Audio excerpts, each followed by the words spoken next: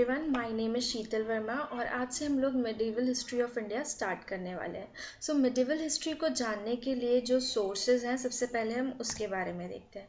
तो दो तरीके के सोर्सेज होते हैं, literary works and archaeological sources.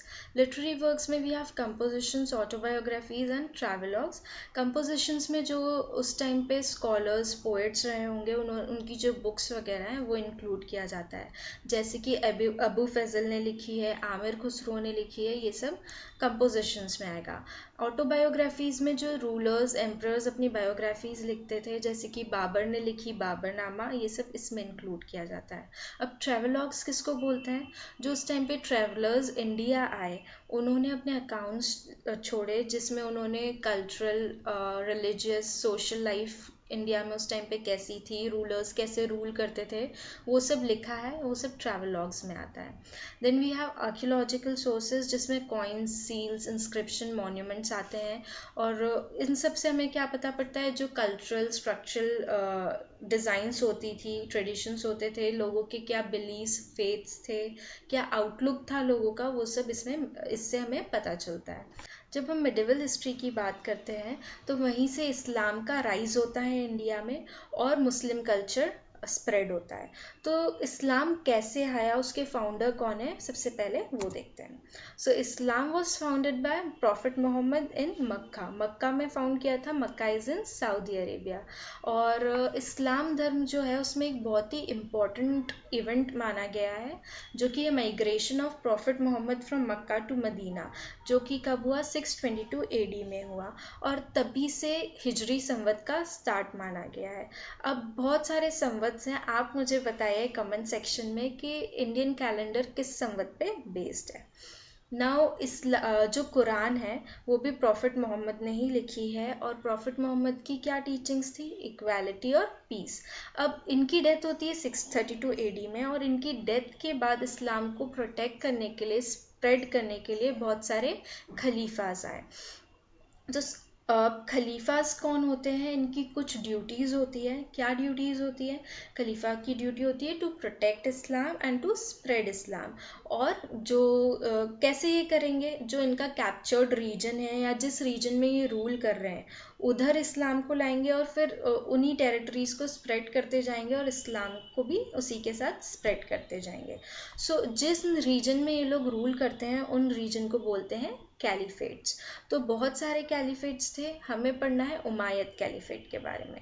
So उमायद caliphate के खलीफा कौन थे? हजाज मंसूर थे। अब पहले ट्रेडिंग्स होती थी, श्रीलंका और उमायद कैलिफेट के बीच में भी ट्रेडिंग होती थी। अब आप ये देखिए, ये यहाँ पे जो 2 सेकेंड, यस, तो श्रीलंका, ये आपको इंडिया दिख रहा है, इंडिया के नीचे ही श्रीलंका है। श्रीलंका से ये ट्रेड रूट जो था, सी ट्रेड रूट, यहाँ से भेजा जाता था। उमायद कैलिफेट का रीजन जो है, ये जो लाइन खींची है मैंने, इसके ऊपर जो भी रीजन है वो उमायद कैलिफेट का रीजन हुआ करता था। तो श्रीलंका से उमायद कैलिफेट शिप्स गई। तो ये जो देबुल पोर्ट आपको यहाँ पे दिख रहा है, इस रीजन में ये जो शिप्स हैं इन्हें लूटा गया और डुबा दिया गया। तो उमायद खलीफेट के जो खलीफा थे हजाज मंसूर, उन्होंने ये क्या प्रॉब्लम हुई है इसे देखने के लिए किससे भेजा? मोहम्मद बिन कासिम को, जो उनके कमांडर थे। तो यहाँ से ही फर्स्ट इन्वेजन स्टार्ट होता है इंडिया में बाय अरब्स, जो कि किसने किया? मोहम्मद बिन कासिम ने 712 AD में। This fact is very very important.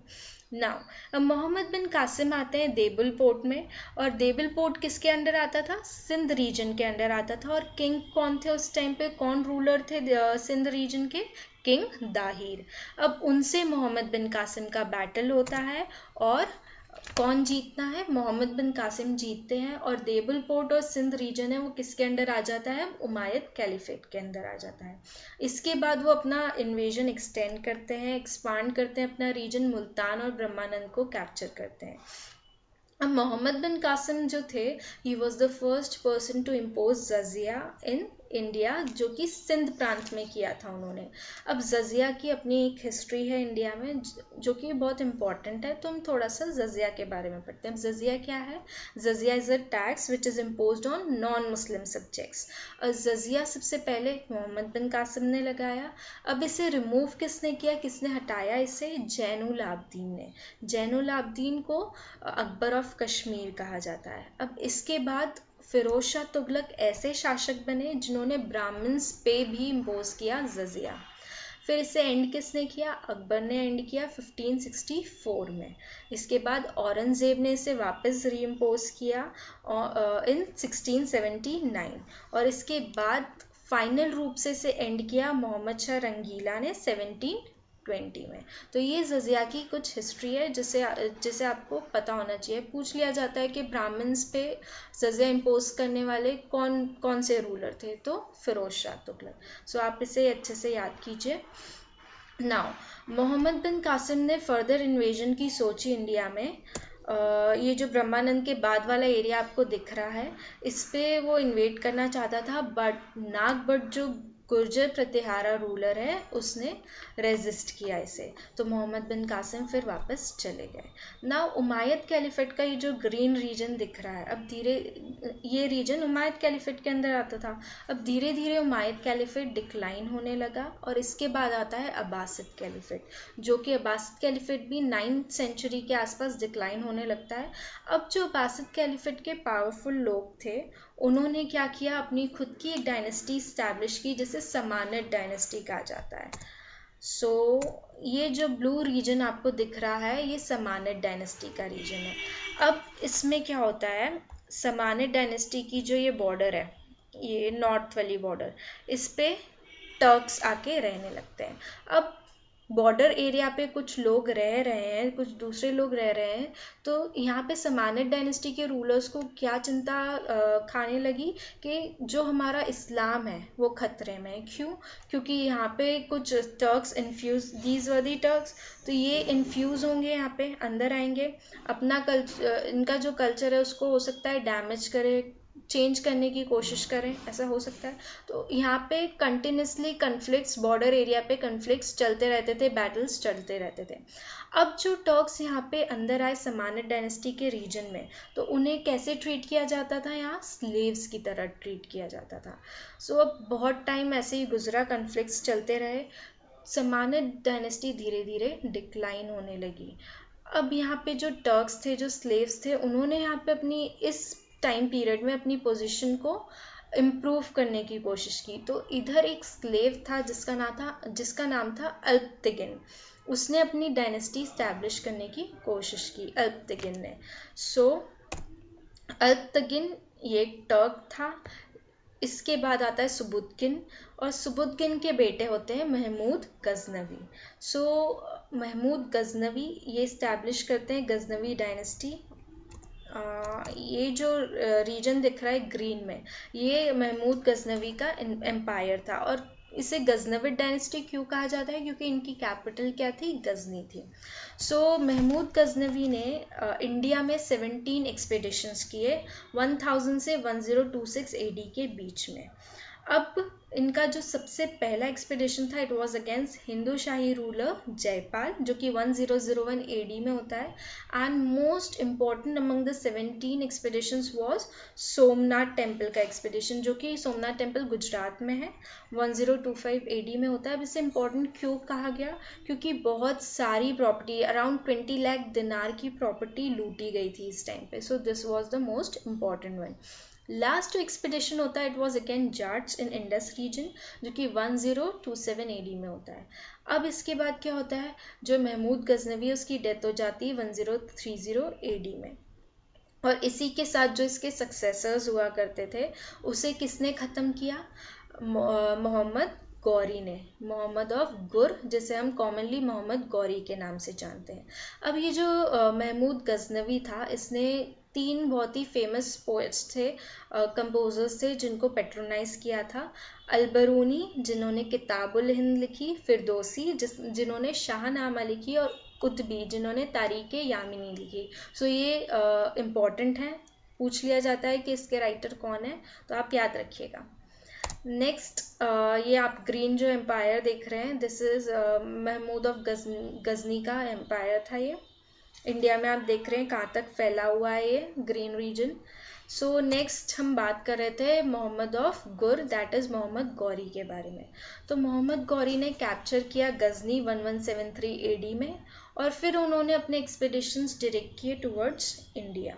सो वो सबसे पहले कैप्चर करते हैं गजनी, फिर मुल्तान, सिंध, लाहौर, पंजाब, फिर गुजरात, और इसी के साथ उनका सामना होता है किसके साथ? पृथ्वीराज चौहान। पृथ्वीराज चौहान कौन थे? He was the ruler of Ajmer and Delhi. So इन दोनों के बीच में बैटल होता है इन 1191 एडी, जिसे हम कॉमनली बैटल ऑफ तराइन के नाम से जानते हैं। तराइन अभी कहाँ पे है? It is in Haryana. So first battle जो होता है उसमें कौन हार जाता है? मोहम्मद ऑफ गुर, दैट इज मोहम्मद गौरी हार जाते हैं और वापस जाते हैं, अपनी आर्मी वापस से तैयार करते हैं और वापस आते हैं सेकेंड बैटल के लिए, जिसे हम सेकेंड बैटल ऑफ तराइन बोलते हैं, जो 1192 एडी में हुआ था, और जिसमें Prithviraj Chauhan was defeated, captured and executed. So इसके बाद जो गौरी है वो कैप्चर कर लेता है अजमेर और वापस चले जाता है गजनी, और अपना जो भी इंडियन कैंपेन्स थे उसका कंडक्ट छोड़ के जाता है वो अपने ट्रस्टेड स्लेव कुतुबुद्दीन ऐबक के हाथ में। सो कुतुबुद्दीन ऐबक फर्दर मार्च करता है दिल्ली, मेरठ, रणथंबोर और बनारस तक पहुंच जाता है। सो इतने में मीनवाइल क्या होता है, गौरी रिटर्न करता है और बैटल करता है किसके साथ? किंग जयचंद्र ऑफ कन्नौज, जिसे हम फेमसली जानते हैं बैटल ऑफ चंदावर के नाम से, जो कि 1194 एडी में हुआ था। कहाँ हुआ था? फिरोजाबाद नियर आगरा, जिसमें गौरी जीत जाता है। अब this is very important fact कि जो बख्तियार खिलजी है, कमांडर था ये गौरी का, जो कि कैप्चर करता है किसे? बिहार और बंगाल को, और डिस्ट्रॉय कर देता है नालंदा और विक्रमशिला यूनिवर्सिटी। सो आपसे क्वेश्चन होते हैं प्री में कि नालंदा यूनिवर्सिटी किसने डिस्ट्रॉय की थी? तो बख्तियार खिलजी ने, जो कि किसका कमांडर था? गौरी का कमांडर था। नाउ गौरी की डेथ हो जाती है 1206 एडी में, और इससे अपॉर्चुनिटी की तरह लेता है कौन? कुतुबुद्दीन ऐबक, और इंडिया में स्टैब्लिश करता है वो खुद की डायनेस्टी, किस नाम से? स्लेव डायनेस्टी के नाम से, और इधर से ही दिल्ली सल्तनत स्टार्ट होती है इंडिया में। सो क्या इम्पैक्ट रहा अरब्स और टर्क्स के इन्वेजन का इंडिया में? सो अरब्स जब आए तो क्या क्या हुआ? फॉर्मल स्लेवरी सिस्टम स्टार्ट हो गया इंडिया में। सेकेंडली इस्लाम कल्चर स्टार्ट हुआ। थर्ड, जो ट्रेड लिंक्स थी अरब्स और सिंध के बीच में वो स्ट्रेंथेन हुई। अब टर्क्स का इन्वेजन का क्या इम्पैक्ट था? नॉर्थ वेस्ट जो पार्ट है इंडिया का वो हमेशा इन्वेजन के लिए खुल गया। So this is all about introduction to medieval history, और जो भी आपके डाउट्स हैं आप कमेंट सेक्शन में मेंशन कर सकते हैं। Thank you, bye bye.